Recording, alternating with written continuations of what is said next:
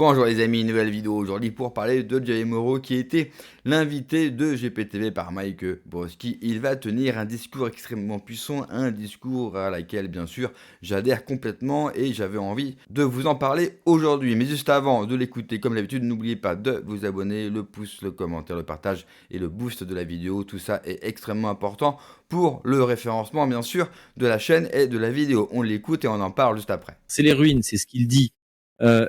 Donc en fait, pourquoi pas une monarchie constitutionnelle, c'est ce à quoi on avait abouti en septembre 1791. Mais là, en fait, on n'est pas dans un processus qui est l'héritier de cette transition violente, mais la violence était limitée. Là, on est dans ce qui démarre après avec les massacres de septembre 1792, où finalement la bourgeoisie de gauche, parce que ceux qui ont fait la Révolution française et la commune des deux côtés, c'est-à-dire c'était des bourgeois des deux côtés, les bourgeois parisiens contre les bourgeois de province. C'est finalement donc c'est un processus qui devait aboutir au totalitarisme. Et ça a généré, enfin Lénine, il n'a de référence que la Révolution française. Quand il trouve Dzerzhinsky, le Polonais qui crée la Tchéka, l'organe de répression, il dit j'ai trouvé mon Fouquier-Tinville. Quand ils exterminent les Cosaques, il appelle ça la Vendée rouge.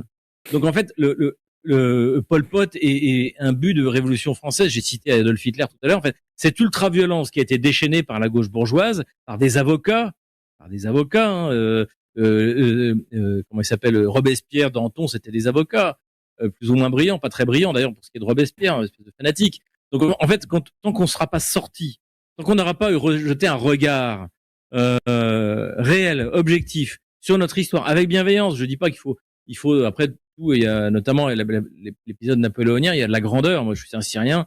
D'ailleurs, je fête la bataille d'Austerlitz. Donc, encore une fois, ce qu'il faut absolument, c'est qu'on regarde notre histoire et qu'on comprenne comment on en est arrivé là. Alors, cher Comment Xavier, est-ce que la France en est arrivée à faire le premier génocide, enfin peut-être le deuxième, parce que ce qu'a fait Cromwell avec les catholiques irlandais, c'est à peu près pareil. Mais donc, à partir et finalement, on s'apercevra que ce qui m'arrive n'est que un épisode dans une histoire d'un totalitarisme qui malheureusement est français et auquel il faut mettre fin. Encore une fois, en regardant l'histoire de manière objective. Cher Xavier, je voudrais reparler un peu de tes enfants. Tu as 5 enfants. Je sais qu'ils parlent français. Je veux pas trop faire pleurer. Non, mais quand même, on doit savoir comment ils ont. Est-ce qu'ils savent, est-ce qu'ils sont au courant que leur papa a eu cette sanction et comment ils prennent ça? Parce que c'est quand même. Moi, je pense aussi à eux, tu vois. Ouais, mais je vais pas rentrer dans ce. Mon fils a 15 ans, il s'intéresse à la politique. J'ai pu lui dire, tu vois, tu veux savoir ce que c'est qu'une dictature, bah c'est ça. Mais on peut se battre contre. Et il comprend. Voilà, de côté bénéfique d'ailleurs. C'est-à-dire que finalement l'éducation, mais les autres sont trop jeunes pour comprendre. Mais mon aîné, je pense qu'il a acquis une certaine gravité. Parce que déjà c'est un jeune Russe, donc il vit dans un pays en guerre contre une coalition. Il me voit régulièrement aller dans le Donbass. Il voit que pour moi c'est quelque chose d'important, que je milite pour la liberté des peuples russes. Et finalement il s'aperçoit que bah oui en fait. Qu'est-ce que c'est qu'une dictature? Bah voilà, la France est une dictature. Qu'est-ce que ça veut dire quoi? Bah tu vois, il n'y a pas d'état de droit. C'est-à-dire que bah, ton père a été condamné sans passer devant un tribunal. Il n'a pas eu, voilà. Donc avec mon fils aîné, j'ai des discussions très sérieuses et voilà. Et surtout, dans ma civilisation, on se lamente pas, on n'est pas toujours en train de couiner dès qu'il vous arrive un malheur. Donc au contraire, on essaie. Voilà, c'est une épreuve, mais tu seras un homme, mon fils. Et donc voilà. Donc pour ma famille, c'est plutôt, c'est un peu c'était un peu pas un test, mais c'était une épreuve et je dois dire que encore une fois, mon épouse est admirable et mon fils aîné comprend. Ça a une accélération en fait. Il est mature. Ça resserre les bon liens. Garçon.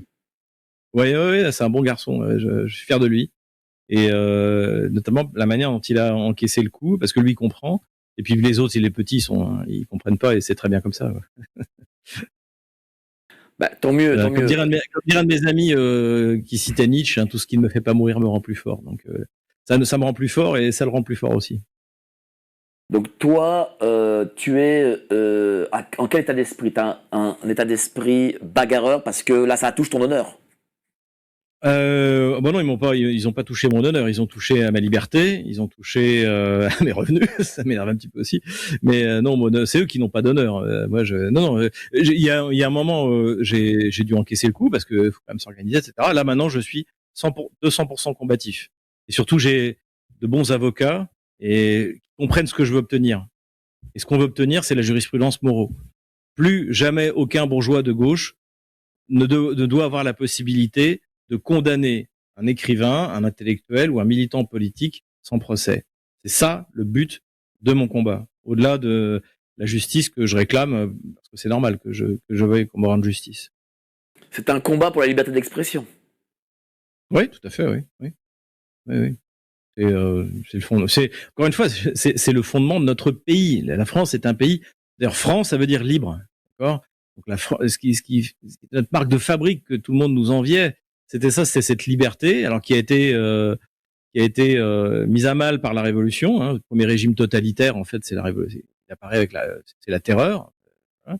Et le premier régime terroriste. Donc, mais dans nos fondements profonds, dans notre histoire profonde, c'est la liberté, parce qu'aussi on a un pays chrétien, catholique, et que vous pouvez faire du mal à quelqu'un pour obtenir quelque chose de lui, le réduire en esclavage, en servage, mais vous pouvez pas le forcer à vous aimer. Ça, c'est la civilisation chrétienne. D'accord. C'est qu'en fait, ce qui fait le fondement de la liberté de notre civilisation, c'est l'amour. C'est un peu bête à dire, mais c'est ça. C'est-à-dire qu'on est une civilisation qui est fondée sur le christianisme et que, eh bien, on ne peut pas vous obliger à aimer. Voilà, donc, il faut savoir se faire aimer. Et donc, on en revient à la source. Encore une fois, on en revient à la source de ce qu'on est. Et la France est un pays. Le peuple français est un pays qui est né de la liberté, dans la liberté, par la liberté. Voilà, et c'est ça qu'il faut retrouver. Il est toujours important de rappeler la nature et l'origine même, bien sûr, de la République. Alors, Javier Moreau, vous l'avez entendu, lui, il traite la République d'État terroriste. Je n'irai peut-être pas jusqu'à cette extrémité, même si je peux le penser. Mais une chose est sûre, la République c'est basé sur quoi? Le mensonge et la tuerie de masse, sur un génocide. On oublie bien trop souvent le génocide vendéen. On oublie bien trop souvent que la majorité du peuple n'a jamais voulu mettre fin à la royauté, n'a jamais voulu couper la tête du roi, et que ce n'est qu'une bourgeoisie, déjà à l'époque décadente, qui voulait s'enlever bien sûr le poids de la royauté, le poids de Dieu, le poids de la religion, et voulait bien sûr s'émanciper et gagner toujours plus d'argent et avoir plus de pouvoir. Finalement, cette bourgeoisie, elle n'a pas changé. Regardez l'état de la bourgeoisie mondiale. Regardez les hommes les plus riches de la planète. Quand vous avez des gens aussi riches, plus riches surtout, que des pays, vous vous rendez compte qu'un mec comme Elon Musk, quoi qu'on pense de lui, il peut rembourser la dette française tout en restant milliardaire. Cela pose des problèmes et de toute façon, je pense qu'un jour, il faudra résoudre le problème de la bourgeoisie. Vous avez besoin d'une bourgeoisie, oui, mais elle doit être en rang serré et sous la coupe de l'État, qui ne doit jamais hésiter à lui taper sur les doigts pour rester courtois. Sinon, cette bourgeoisie, elle va vous tuer. Et partout dans le monde où vous avez eu des révolutions, des changements radicaux de régime, à chaque fois, c'est venu de la bourgeoisie. On fête le triste anniversaire, bien sûr, de la mort de notre bon roi Louis XVI, qui était réellement un bon roi, un bon père de famille, un bon mari, qui malheureusement pour lui a été manipulé et il n'était pas prêt surtout à régner, et ça s'est mal fini. Et la bourgeoisie, bien sûr, les francs-maçons, les loges, les protestants, tous ont bondi sur l'occasion de voir un roi faible pour, bien sûr, y mettre fin et vous vendre, parce que c'est ça aussi la République. La République, c'est le mensonge. Vous savez, quand une histoire commence par un mensonge, cela finira rarement bien. C'est pour ça que la République n'arrive pas finalement à se consolider dans notre pays. La première, deuxième, troisième, quatrième, cinquième République, aucune d'elles marche et pourtant on a changé à chaque fois un petit peu le modèle de gouvernance démocratique de la République, mais aucun ne fonctionne.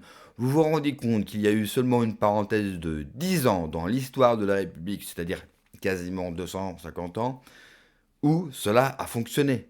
Parce qu'on a eu un pouvoir fort dirigé par un homme fort. Sinon, à chaque fois, c'est la Bérésina, c'est des gouvernements qui changent. C'est la fameuse défaite de la Seconde Guerre mondiale qu'on peut totalement attribuer à cette République faible, à ses dirigeants faibles. La République qui a été le premier régime à enfermer ses opposants dans des hôpitaux psychiatriques. Et aujourd'hui, eh bien, elle interdit à un homme comme Javier Moro, qu'on ne l'aime ou qu'on ne l'aime pas, là n'est même pas le débat, mais on l'interdit, lui qui est français, de retourner dans son pays sans avoir de graves conséquences. Javier Moro, s'il met un pied en France, à mon avis, c'est la prison directe. Et pour quelle raison? Pour ses opinions politiques? Parce qu'il a un passeport russe? Parce que ses enfants sont russes? C'est son droit. Où est le problème? Lui est du camp russe, lui est très pro-russe, ce qui est normal, ok. Mais là encore, c'est son simple droit de pouvoir normalement, bien sûr, s'exprimer. Et là encore, on y retrouve le fameux mensonge de la République qui avait vendu la fameuse liberté à des citoyens, une liberté d'expression. Aujourd'hui, on se rend compte que cette République n'incarne pas la liberté. Et je vous l'ai dit depuis le départ, elle ne l'incarne pas parce que tous ceux qui se sont opposés, et tous ceux d'ailleurs qui s'opposent à la République, au modèle républicain, tout cela ont connu de graves problèmes depuis le début. Et je pense aussi qu'on n'a pas envie de le voir. On n'a pas envie de le voir parce que déjà que beaucoup de gens connaissent mal l'histoire de France, mais je pense aussi qu'on connaît mal l'histoire simplement de la République. Et que si un jour on ferait un zoom sur tout ce qu'a fait la République pour pouvoir continuer à s'installer dans ce pays qui rejette telle une greffe qui ne prend pas, eh bien on découvrirait que ce régime n'est que violence, mensonge et trahison. Merci d'avoir regardé la vidéo les amis. N'oubliez pas comme d'habitude de vous abonner, le pouce, le commentaire, le partage et le boost, c'est extrêmement important pour le référencement de la vidéo. Prenez soin de vous, que Dieu vous protège. Allez, ciao.